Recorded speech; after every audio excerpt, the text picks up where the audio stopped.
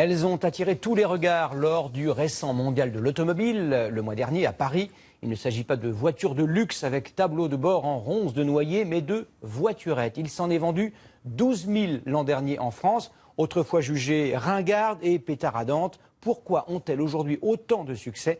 Explication pied au plancher de Jérôme Garraud et Michael Merle. Voici les clés, Léo.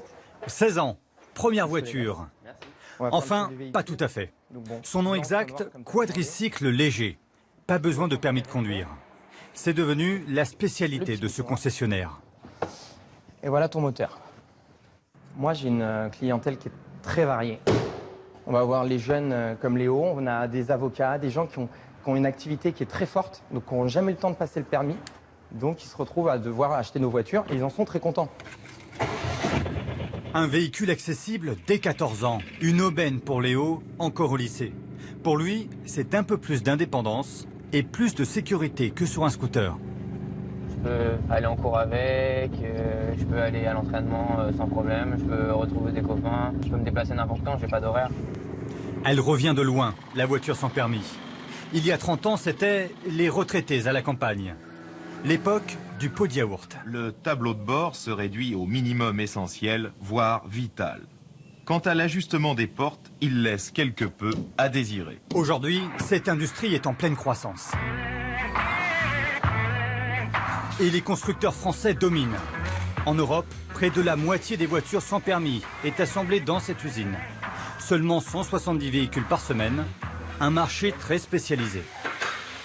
Donc sur ce poste-là, on fait le montage des autoradios, des différents autoradios suivant les modèles et suivant les options. Finalement, c'est très peu robotisé. C'est pas robotisé du tout sur le site d'Aix-les-Bains. On fait que du montage manuel. C'est spécifique à la voiture sans permis et aux cadences de production que nous avons. Au total, en France, 12 000 de ces voitures vendues l'an dernier.